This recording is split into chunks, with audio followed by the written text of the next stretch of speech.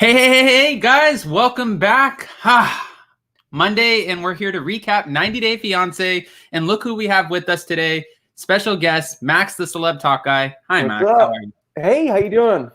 Good, man. As always, it's good to see you. And I was just actually talking to Max, guys. I don't want to embarrass you or anything, put you on the spot, man, but I'm so excited for you because you were just on Lifetime and you were pretty much a part of this panel who was opening up the newest season of Married at First Sight. Yeah, it was a blast. Married at First Sight. We did the same thing for season 11. This is season 12, but the season 11 one was like a quarantine version. This was in the studio, and it actually turned out really well. I was pretty happy with it. It was fun. Yeah, watching on you, I was like, look at this guy do his thing, man. He's doing it. Thanks. Yeah, it was interesting. I was exhausted, and it was a long day. But I think it's going to be a great season. The cast looks very dramatic. If you want to watch drama, definitely Married at First Sight Wednesday night. It's going to be worth checking out for sure. Well, I know that we're here to talk about 90 Day Fiancé and the kind of chaos that's happening. And it's always fun, whether it's Married at First Sight or 90 Day Fiancé. You always get a new cast and new chaos, I feel. Yep. You said that you were in the studio. I'm just curious about that experience a little bit because, again, this is major because last time you did it in quarantine. How long did you spend in the studio that day? I don't even know. Maybe like 10, 12 plus hours, something like that. I don't even know, though. Probably maybe 10. Yeah, something like that. But yeah, it was a long. And then before, I was trying to write down jokes and prepare everything. And so it was a long process for sure. All right. Yeah. All right, guys. Well, if you haven't already, make sure you go check it out. And I guess we should jump right into 90 Day Fiancé. Yeah. Before we do, guys, go ahead and hit that like button. And I'm going to ask you, Max, who your favorite 90 Day couple is this season. And then we'll start off with them and then work our way down. I think just for straight love and whatnot, it's probably Tariq and Hazel. But for drama, which I like more, I'd probably go with maybe Andrew and Amira. They're a little more quiet, but I think there's going to be a very bizarre turn of events with those two. See, I find him to be, honestly, and I hate to come on here and be biased or sway at all. I really do. But I find Andrew to be so creepy and a little. Oh, he is. He totally is. He's like, isn't he really dramatic? Like, have you noticed how he always says stuff with that really, even though I kind of do too, but he's like incredibly dramatic every time he talks on the show. Yeah, well, and he has that look, and like when he's slamming his phone down on the table and he's like, they hung up on me again. Right. It's like, I love how, I don't know if it's clever editing or what, but TLC panning over to the beautiful pool and the ocean hitting it while they're like, yes, Amira's been detained. I'm like, I was just saying the reason I like those two, not as a couple, I think they are bizarre because like me personally, I feel like Amira, if we're just looking at attraction levels, she's more attractive than him. I'm sorry. Maybe she likes him for his personality, but hands down. Yeah, their attraction levels don't add up. So it's like, is she using him to come to America? But I just think this whole detained and all that kind of stuff is just so bizarre and crazy, and I kind of find it interesting. Well, just to be fair, he found this information, and because you follow different blogs and whatever the case is, but he found the information about going to Mexico in order to get Amira into the United States on a Facebook page. I know. Yeah. That's actually, I find that I don't want to say dumb, but I find that to just be dumb, especially because the laws change every few days over there where it's kind of letting you know what the guidelines are to let people in and out. It was a huge risk. It was stupid. They probably shouldn't have done it. And after watching last night's episode, I kind of have a hunch that Amira, it's not a spoiler, but I have a hunch that Amira might just get on a plane back to France. Okay. All right. That would be interesting. I mean, yeah. If her dad has anything to do with it, I feel like you might be right. Well, right. And we saw in the preview for the next episode that it looks like she gets out of the detention center after 3 or 4 days. And my gut is telling me that she's going to stay in a hotel for a few days and then she'll probably just get on a plane back to France. Maybe she'll go and see him. I don't understand. Where did she get detained? Is she in the same city as Andrew? That's my kind of big question. I don't think so because she's in Mexico City, right? And he's in Puerto Vallarta. Okay, you're right. Yep. But why wouldn't you think that he would at least jump in a car and try to go to the airport? That's exactly what I was thinking. Why hasn't he left the resort? Like, I get it because this, you have to be quarantined and whatnot, but still it's like, if you really gave a crap that much, wouldn't you at least try to go do, besides just calling, wouldn't you go and try and do something else?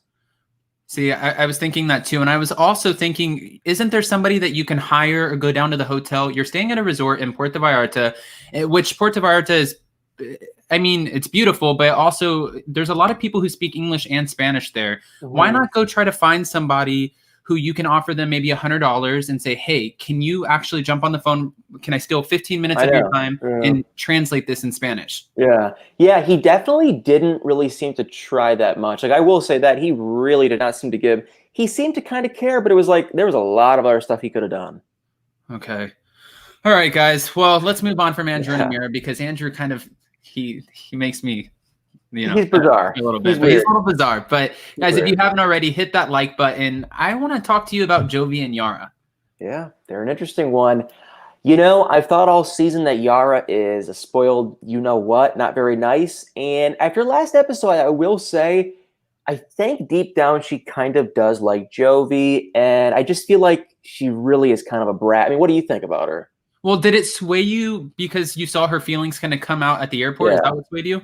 That, and she did say when she was getting a pedicure that she does have feelings and she's going to miss Jovi. And she, and him being gone for 4 weeks and then coming back for 4 weeks, it helps make their relationship, I guess, spicier, and they miss each other, I guess. So I do think she's kind of being portrayed as being a bit more spoiled than she really is. But I still do think she does come off as a brat, at least on the show. No, she does come off as a brat. And, watching her, she wants what she wants. But at the same time, I always sway on, I kind of teeter this line because she gave up her life in the Ukraine to come here to New Orleans, which she's never been to before. She doesn't know the land and she doesn't really know what to do. Like she said, she went out on the streets and somebody vomited on her shoe. Like this isn't the cleanest city to attend, so it's no, that's disgusting. Yeah, it's a little interesting. But what I thought was even more interesting in this episode was Jovi knows his friends, right? Which friends are, in your corner and which friends you would never probably stick your girlfriend with. Why would you call this friend to go hang out with Yara, who's going to spill all of your darkest secrets?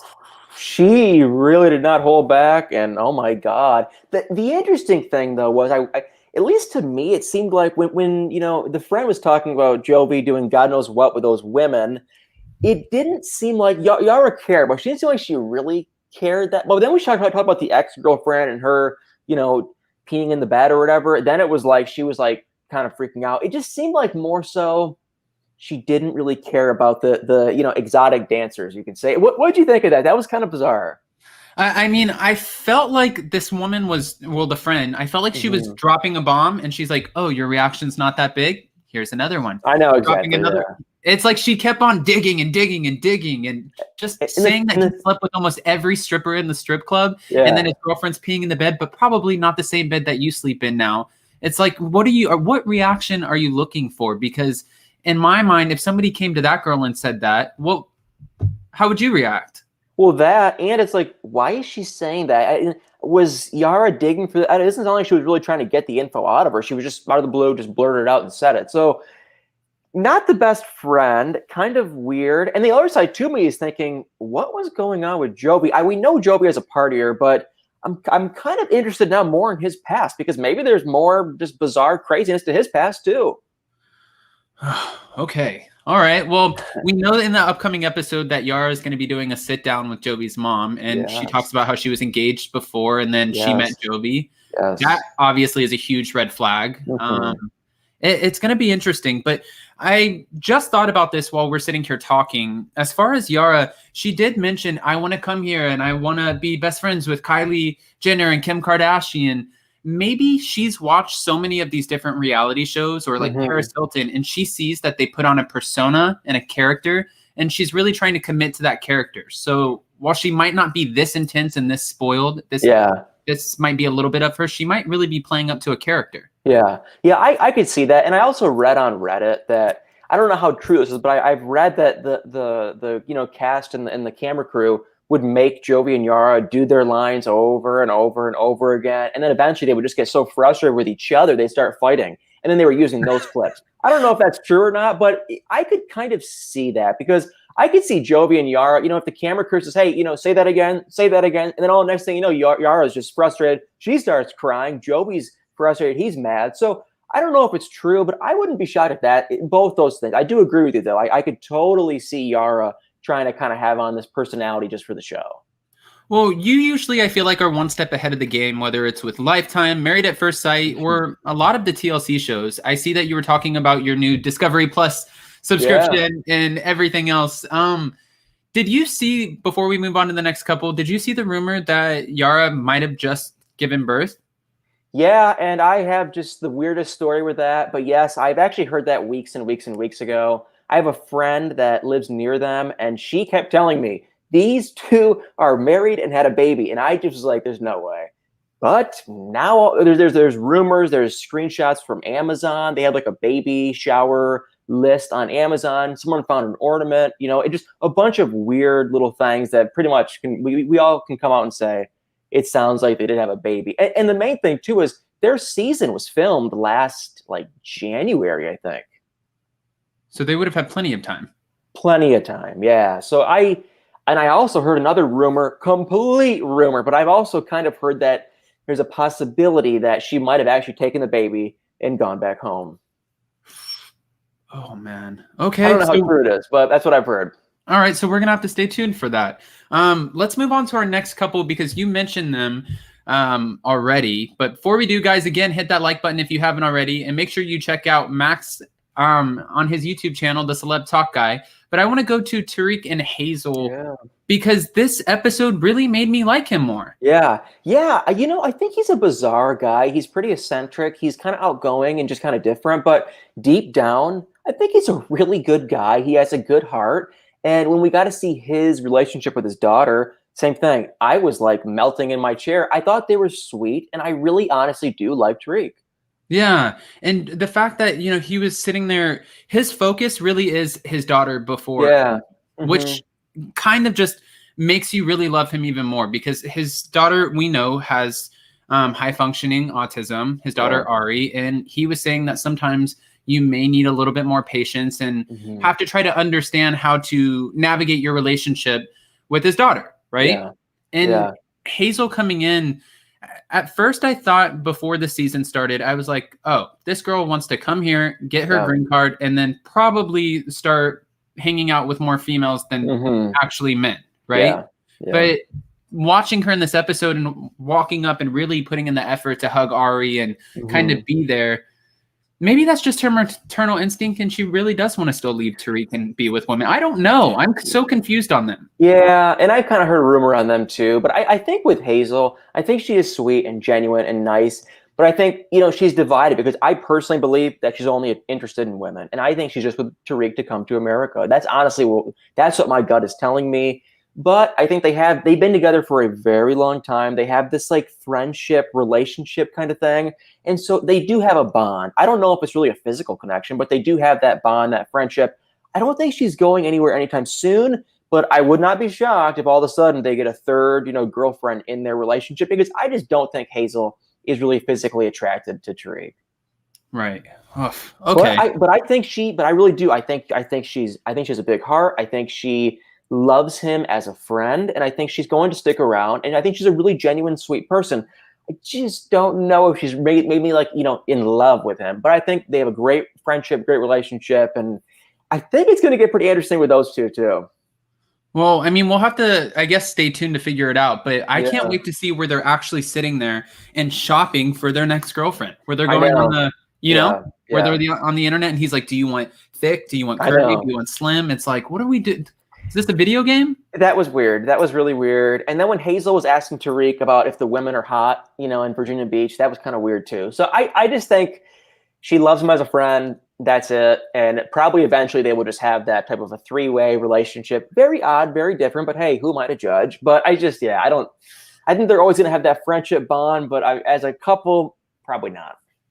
Okay, that's fair. I want to move on to another odd couple.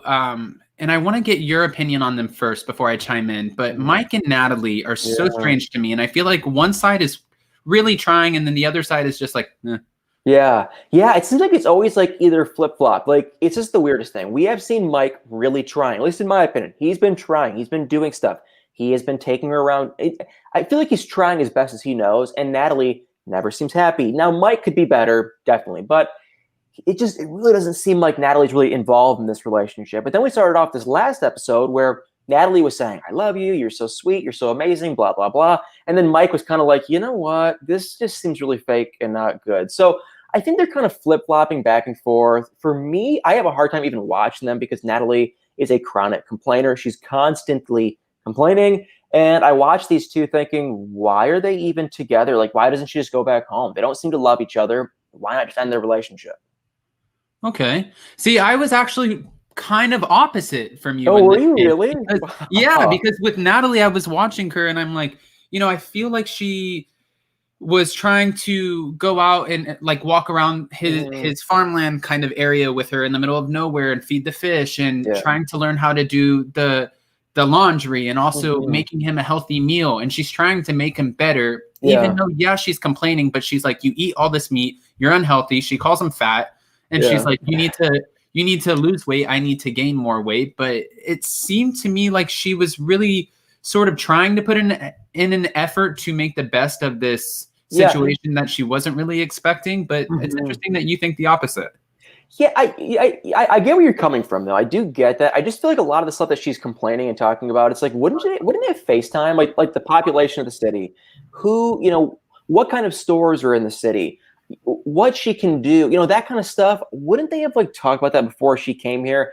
And I feel like it's just, she seems like a city girl. Why?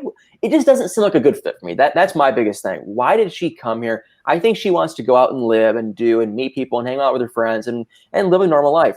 I just don't see her doing that, with him. So that whole as a couple, either way you look at it, they just don't seem like a good match at the end of the day for me. And it's just really hard for me to watch. But I do see what you're saying. It's just like, wouldn't this stuff have gotten brought up before?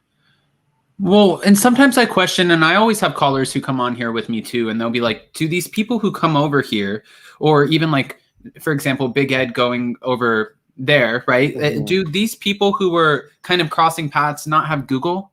Do they not do their research before they go? FaceTime. Yeah, I mean, just FaceTime the guy. Have him drive around his car. FaceTime. You can see the city. You can see everything. You can see how far it is. You can hear from him that he has to supposedly drive 3 hours each way to and from work, and you're going to wake up alone. It's likely going to be lonely. I would not want to live out there, and I don't think Natalie's going to want to either. Well, since we're on Mike and Natalie, I do want to bring up this because Yara and Jovi weren't the only ones to be rumored to have a baby. They're saying that Natalie potentially was pregnant too. Did you hear that? I did, and I think there was, I don't know what the exact proof was on that, but I did hear that, and I saw a picture of her. I think the proof was that she looked a little bit bigger, so maybe she was pregnant, maybe not, but I wouldn't be shocked because she always wanted to have a family. Within this 90-day fiancé world, she's a bit on the older side, and I think she's probably bored, lonely, and she wants someone to be with her. So I would not be shocked at all if they had a baby.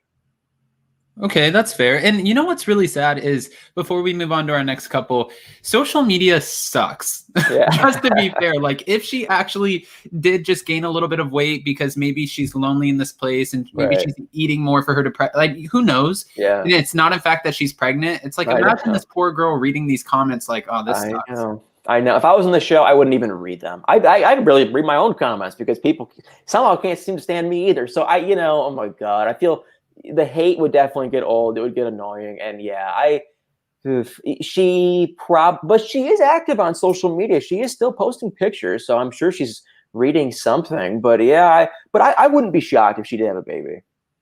Okay. All right. Well, speaking of another couple who's rumored to be having a baby, why am I blanking on his name? Julia and Brandon. Brandon. Yeah. Call him Robert for some reason. No, Brandon. Yeah. They have a little spoiler, not a spoiler. We got to see in a preview that she took a pregnancy test, and it was a big drama. But I have a hunch, even though if they aren't using protection, I don't know how it's negative, but I kind of have a hunch that that's going to be negative because I've seen her in pictures now. She looks the exact same. I don't think she had a baby. Okay. Well, she might not have had a baby, but the situation is so bizarre to me because his parents are just over the top control. Yeah. And either way you look at it, you can say they're controlling, you can say that they're doing the right thing. Either way, they just got to move out. If that's their parents' deal, and they don't want to agree with it, just move out, get your own place, and you can protect or not protect anything you want or don't want to, and you can do anything, you can sleep anywhere you want. It's like, just move out. Their parents, I think the mom is way too involved in the relationship. She needs to kind of take a step back. But it's like, okay, I get it. They're living in her house. I do kind of understand that. So it's like, just move out. And then she doesn't have to work on the farm. Julia can do her own thing. She can wake up when she wants to. She can sleep where she wants to. Just move out. And if he has a truck, Brandon, if he has things, if he was buying all this stuff, it seems like he has a decent job. And why can't he just afford just the bare minimum rent, get a roommate even? It's like, why just, that's so frustrating for me when I watch that. Yeah, well, exactly, because it's not like they live in this big city. You don't live in New York or Los Angeles where the rent is astronomical. I agree with you. You can even get a studio, or you could get like a small little trailer or something. I'm sure it wouldn't be do anything. You could do literally anything for probably, in all honesty, if they were to get a trailer, I bet you it'd be about $500-600 a month. And if he could not save an extra $500 a month, then he needs to go through his budget, because he looks like he has a decent job.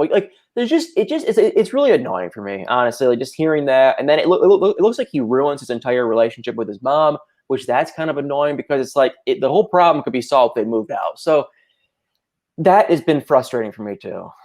So I do want to ask you though, because the mom and dad were pretty adamant about the 9th not being the day of their wedding because of Mother's Day. But it seemed like Julia at this point, she's like, I'm so sick in her head. Like, I'm so sick of you guys telling me what I'm going to do and how I'm going to do it, that I want the 9th, and the 9th is what it is. Right. Do you? You go ahead. No, I was going to say, I have a personality like Julia too, where if someone tells me I can't do something, I kind of want to do it.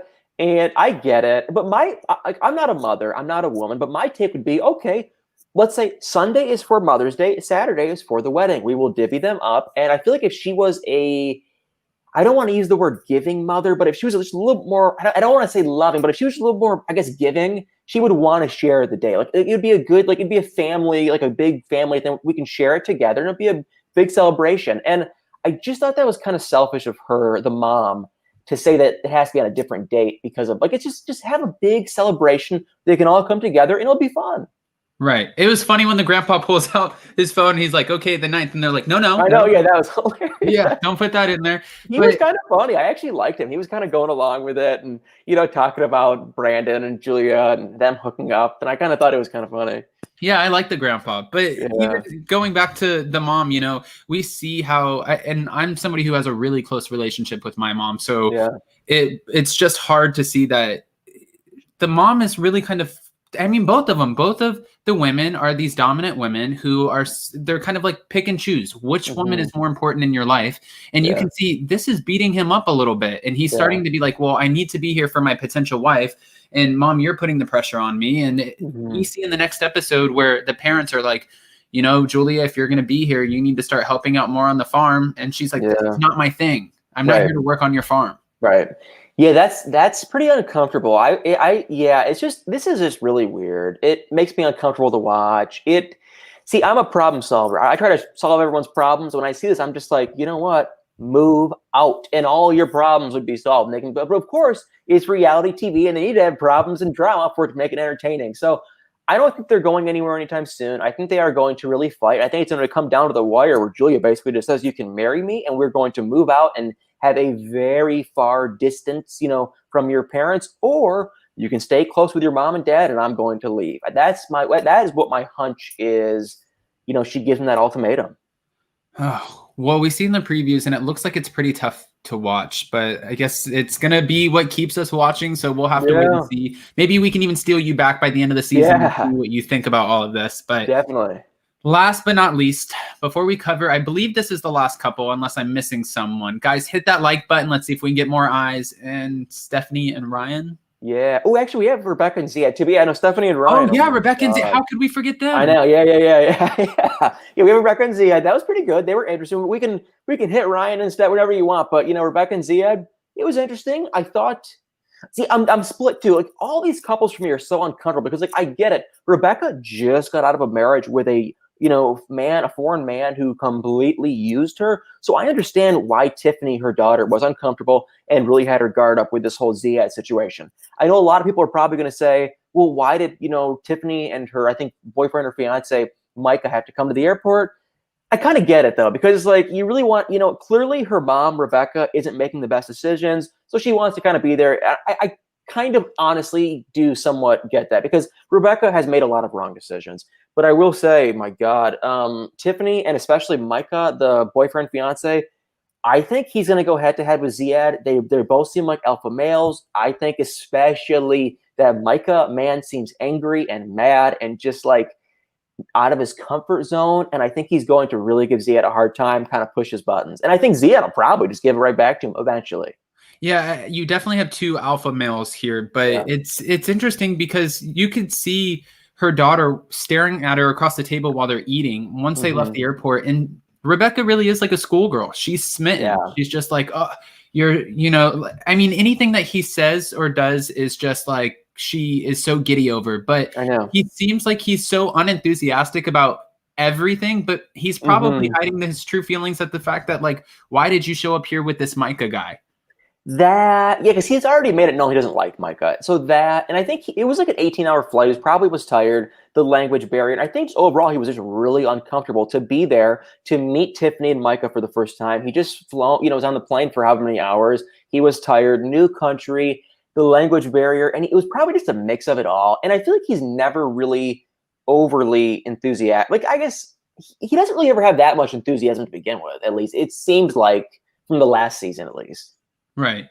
Well, but her daughter did have a great question, which was, what do you plan on doing for work? That's exactly what I would have said. Yeah, but then he's like, I get married, and then after I get married, I stay home for 6 months, and then after that, I'll figure it out. And she's like, right, but what does that mean? Like, do you have an idea? And he's like, no. Exactly. And see, that's my same thing. I would be just like Tiffany and say, okay, what are your goals? What are your goals? What do you plan on doing? Are you going to learn a trade? Are you going, even though he does have technically 9 months to get a job, still, it's like, you got to have somewhat of a plan. 9 months is going to go by just like that before he knows it. And if he doesn't, maybe he can learn, maybe he can do something in the meantime. And yeah, I would be really upset about that, actually. But, and also, how annoying would that be for her daughter to be sitting there thinking okay, my mom doesn't have the best job already, right? She's the manager of a restaurant or works in a restaurant in some capacity. And now she's going to support you for the next 9 months while you sit at home. He's a large man. He probably eats a lot of food. Like, it can't be the cheapest. And she just got this apartment that she can barely afford. It's going to be a lot. It is just, honestly, Rebecca seems to be a person that puts herself in a really odd situation. Like, she's always putting herself in these bad situations. She should have probably saved some more money. Maybe she has some savings, but she's kind of made it clear she really doesn't, and that her ex financially destroyed her, I guess you could say. So this is going to get kind of ugly, I feel like. And maybe Rebecca's planning on just getting Zied a job, once he can, at her restaurant, fast food place, whatever. But it kind of turned me off and made me feel weird when he wasn't totally sure or specific on what he plans. Like, don't you have any plans, any dreams, any goals besides just come to America? He's like, no, I stay home. You take care of me. That's I know. Yeah, that was just, I didn't like that. That wasn't cool. Red flag. All right. So another red flag. And now we're finally at our last couple, Stephanie and Ryan. I have to say, I do find her to be a little kooky. I think that she probably tips the bottle a little bit, especially when I see her in her interviews. Like, she has that one eye that's kind of closing while she's talking. And we've all been there before. Maybe you haven't, but on this side we have. Her and Ryan, the way that he talks to her is completely disrespectful. Yep. Yeah. That was bizarre. See, we have never actually met Ryan before. I don't think. That was the first time he was actually on camera. He was rude. He was angry. He was trying to act like he was above her. He was just really, really, really being rude. But then, of course, too, she was kind of, giving him some attitude too. But if I was in her shoes, I would have just said, okay, you want me to end this K1 visa? We're ending it, and I'm going to block your number, and I'm going to stop your freaking paycheck that I'm paying you. You know what I mean? It's like I would have told him right there, because he was saying, I'm working all day, I'm busting my butt, and it's okay. Well, number one, Ryan, she's paying your paycheck, and number two, she owns 2 businesses. I'm sure she's working some too. She definitely. There's no way you can own 2 businesses and not work some. So I'm sure she's working her fair share too. And like I just said, she is paying your she's footing the bill and she's giving your family money. I would have dropped that bomb right there. I would have said it, and I would have said, screw you, we are done. I'm blocking your number, and screw you. Now you don't have a job, and now your family's cut now. Yeah, your paycheck's gone. You're done. I mean, that's what I would have done. The weird thing about these two, I will say from kind of a TLC side, is their K1 visa was never even approved. So what are they doing on this show? I didn't know that. This is the season of their K1 visa is approved and they come to America and get married. I don't know if they just kind of threw them in the bunch because of the pandemic and everything, and they were kind of short in a couple. But the K1 visa was not approved. They're still in the process. She's talking about going to see him. What are they doing on this season? It doesn't make any sense. Well, and it's really interesting to just see the dynamic. First of all, if she's signing up any other sugar babies, I will happily be nice to her and I will take the $1,300 one. Yeah. But for this guy, the way that he talks to her, the way that she has this kind of bizarre behavior, she wants to break a record in the Guinness World Records for hula hooping 5 days straight. And she's just a little out there walking around with her cat, feeding the cat milk, talking about Daddy Ryan coming home. And then what I think irked me the most was like when she was letting him know, I support you and I send you watches. I send you clothes and things for your family. And he's like, I never asked for these watches. Yeah. But it's like the very first episode that we met him, she was like, how many watches do you need? And he's like, well, for my friends, maybe like 5 or 10 or something like that. And it's like, you do. So now you're on camera and you're trying to act like this alpha male who can take care of yourself when in all reality, you are a sugar baby. Yeah. And the other thing too is the borders are closed. So how much work is he really doing at a resort? Like what is it just he's a liar. I think he's cheating on her with multiple women. He's using her for money. That's it. That's the only thing. And he's probably just like, I'm going to keep using you. And then if you break up with me, but he probably thinks he has a job, which that is not the case. So it's a weird situation. I feel like Stephanie, like you were saying, she's just kind of out of it. I don't think she even knows. She's very, very, very strange. But Ryan's a jerk, and I really cannot stand him after that last episode. All right. Well, Max, I feel like we covered. Yeah. And you can totally correct me if I'm wrong this time. But I feel like we covered all of the couples. Can I ask? I'd like to end on a positive note every time. And even if it's not positive, I just want to know who you're most interested in watching in the next upcoming episodes. Like, which couple are you the most invested in to see, whether it's their chaos, their love story, whatever the case is? I'd probably go back to Andrew and Amira because I don't know a spoiler on them. Andrew's kind of keeping his lips sealed. And I'd probably go with them. I'm just more so just curious, what the heck happens like with these two? Does she go back to France? Does she come to California? Does she dump him? Like, I'm just so curious how this plays out. And I really have no guesses. So I would say Andrew and Amira. But how about yourself? I'm going to have to say Julia and Brandon. As much as it kills me and it irks me to watch this mom and potential daughter-in-law kind of go head to head because it would, again, I have my own relationship with my mom. Yeah. It hits a soft spot, but neither one of them are going to back down. And if they keep pushing this farm life that she's not used to on her, she's obviously going to snap. And the mom at this point is like, look, little girl, this was my son for the last however many years, and you need to back down. And neither one of them seem to be doing that. So I'm interested in seeing what happens with them. It's going to be crazy. I think all these couples, it's been a little bit frustrating because there's so much drama, some negativity, and a lot of fighting. But I think it's going to be pretty good. And I'm really curious to see just for the whole show is where a lot of these couples are actually being filmed right now in January and February and even like middle of March of last year. So now the pandemic's going to start kind of happening on camera. I'm curious how that's going to affect the relationship. I think it could be kind of interesting. Oof. All right. So we'll just have to stay tuned. And Max, as always, it's a pleasure. And thank you so much for jumping on with me last minute. Not a problem. Everybody, if you live under a rock and you don't know where to find Max, go check him out on YouTube at the Celeb Talk Guy. And Max, we know you're busy. You have your own successful show. You're always pumping out videos. But if we do, towards the end of the season, get a chance to steal you, we would love to. Absolutely. I appreciate it. Thank you so much for having me on the channel. It's been a blast. I really appreciate you having me on. All right. And we will go check out Married at First Sight just because of you. Yeah, appreciate that. It's going to be a good season. Great show. So I would definitely appreciate it. All right, Max. Well, we'll see you next time and Happy New Year. Yep, you too. All right. All right, guys. And also, Master of Blackjack, to the Bottom Feeder Army, thank you so much for joining us and letting us take over this channel. It's been a blast, a pleasure, really. It's always fun to jump on with Max because he knows the little tidbits behind the scenes, and sometimes he has some spoilers, and you have to just go check out his channel and see for yourself because he's definitely interesting to watch, and especially his take on everything.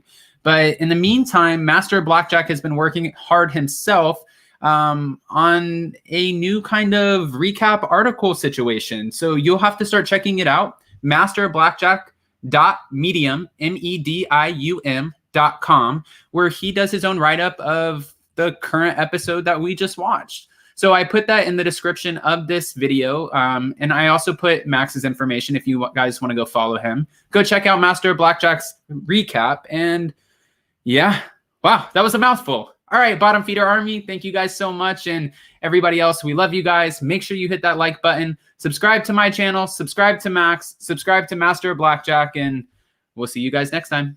Bye, guys. Bye, bye, bye, bye.